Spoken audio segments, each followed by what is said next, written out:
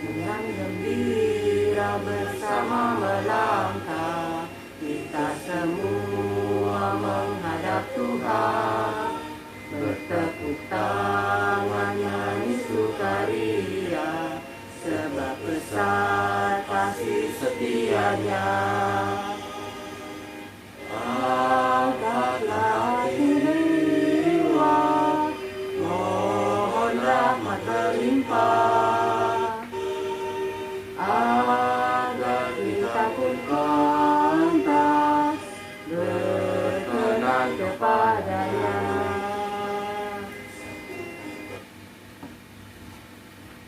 Dalam nama Bapa dan Putra dan Roh Kudus, amin. Semoga Tuhan bersamamu dan bersama rohmu. Mari kita awali ibadat ini dengan mengaku segala dosa dan kesalahan kita. Saya mengaku kepada Allah yang Maha Kuasa dan kepada saudara sekalian bahwa saya telah berdosa dengan pikiran dan perkataan, dengan perbuatan dan kelalaian. Saya berdosa, saya sungguh berdosa. Oleh sebab itu saya mohon kepada Santa Perawan Maria, kepada para malaikat dan orang kudus, dan kepada saudara sekalian, supaya mendoakan saya kepada Allah Tuhan kita. Semoga Allah yang Maha Kuasa mengasihani kita, mengampuni dosa kita, dan mengantar kita ke hidup yang kekal. Amin. Marilah berdoa. Bapa yang Maha Baik, kami berterima kasih kepadamu. Pada hari ini, boleh berkumpul bersama keluarga dalam keadaan sehat dan perlindunganmu. Bapa, pada hari ini kami akan merenungkan sabda putramu. Kiranya kami semua kau bimbing dengan terang Roh Kudusmu, agar dapat memahami dengan baik dan beriman kepadamu saja. Demi Kristus Tuhan dan pengantara kami, yang hidup dan berkuasa bersama Engkau dalam persekutuan Roh Kudus, kini dan sepanjang masa. Amin. Tuhan bersama kita, sekarang dan selama-lamanya. Inilah Injil Yesus Kristus menurut Markus. Dimuliakanlah Tuhan.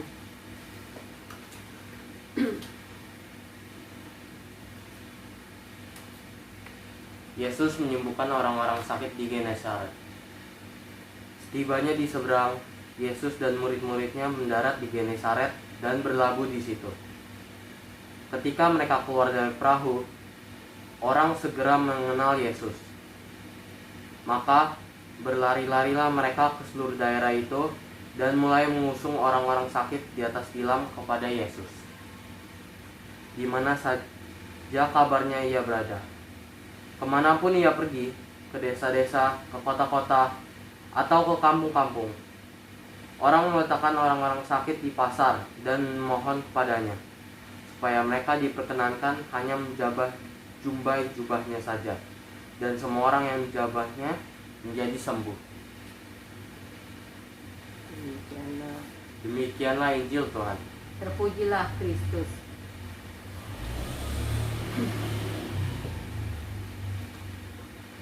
Keluargaku yang terkasih, seperti yang kita baca dalam Alkitab, kemanapun Yesus pergi, dia dihadapkan dengan orang-orang sakit yang memerlukan penyembuhan. Yesus melayani mereka dan mereka pun disembuhkan. Pada zaman modern ini, perawatan dan penyembuhan orang sakit tergantung pada profesi medis. Namun, semua peradaban kuno memberikan suatu arti religius pada sakit penyakit dan penyembuhan. Pada zaman modern ini, terutama di kota-kota besar, reaksi pertama orang yang terkena penyakit adalah pergi menemui dokter. Tidak demikian halnya pada zaman Yesus. Untuk dapat disembuhkan dari penyakit yang dideritanya, seseorang harus memohon pertolongan pada Allah. Dengan demikian, apakah Tuhan tidak terlibat dalam proses penyembuhan modern? Tentu saja tetap terlibat. Karena perawatan dan penyembuhan penyakit tetap merupakan karunia dan mukjizat dari Allah. Akan tetapi, karunia dan mukjizat dari Allah tersebut disalurkan melalui tangan dokter atau perawat dan petugas medis lainnya. Mukjizat penyembuhan Tuhan pasti terjadi, asalkan kita percaya dan beriman kepadanya.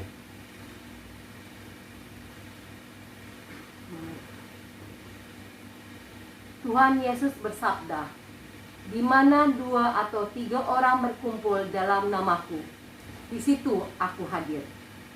Mintalah, maka akan diberi. Ketuklah, maka pintu akan dibukakan bagimu." Pada masa pandemi COVID ini, kita membutuhkan pertolongan dari Tuhan. Maka dari itu, marilah kita menyampaikan doa-doa permohonan kita kepada Allah yang Maha Kuasa.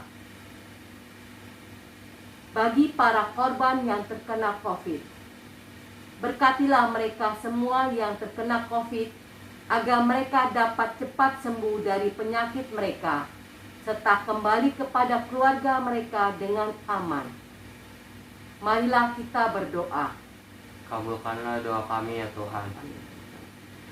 Bagi para petugas dan tenaga kesehatan, semoga mereka dapat terus membantu dan menyembuhkan orang-orang yang terpapar dengan COVID, serta jagalah kesehatan mereka dan jauhkanlah mereka dari COVID.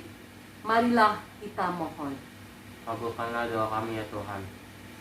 Bagi mereka yang telah meninggal, berkatilah mereka dengan kerahiman Tuhan, agar mereka memperoleh istirahat kekal dalam damai, dan berikanlah ketabahan bagi yang ditinggalkan, agar mereka tidak putus asa dan tetap berharap kepadamu. Marilah kita berdoa. Kabulkanlah doa kami ya Tuhan. Bagi keluarga kami, berilah kami semua kesehatan, keselamatan, dan perlindungan dari segala penyakit ya Tuhan. Marilah kita mohon. Kabulkanlah doa kami ya Tuhan. Mari kita satukan semua doa dan wujud kita kepada Allah dengan doa yang diajarkan diajarkan Kristus kepada kita. Bapa kami yang ada di surga, dimuliakanlah namamu, datanglah kerajaanmu, jadilah kehendak-mu di atas bumi seperti di dalam surga. Berilah kami rezeki pada hari ini, dan ampunilah kesalahan kami, seperti kami pun mengampuni yang bersalah kepada kami. Dan janganlah masukkan kami ke dalam pencobaan, tetapi bebaskanlah kami dari yang jahat. Marilah berdoa.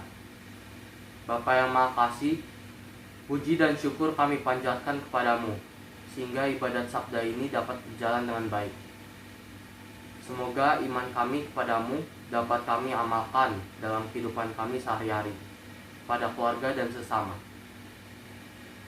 Dari Kristus Tuhan kami yang hidup bersamamu dalam persatuan dengan Roh Kudus, hidup dan berkuasa kini dan sepanjang masa. Amin. Marilah sebelum mengakhiri ibadat bersama kita, terlebih dahulu kita memohon berkat dari Tuhan. Tuhan beserta kita, sekarang dan selama-lamanya. Semoga Tuhan senantiasa memberkati kita dalam nama Bapa dan Putra dan Roh Kudus. Amin. Amin. Ibadat keluarga kita sudah selesai. Marilah kita wartakan kabar gembira Tuhan. Amin.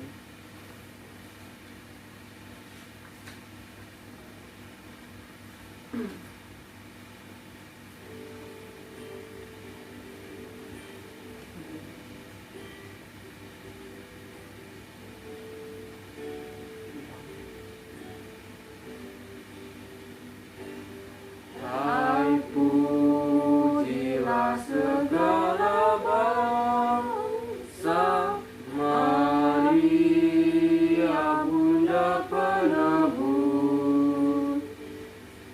Tak ada makhluk yang mulia sebagai Bunda yang kudus. Oh, ingatlah ya Bundaku, doakan kami anakmu. Oh, ingatlah ya Bundaku, doakan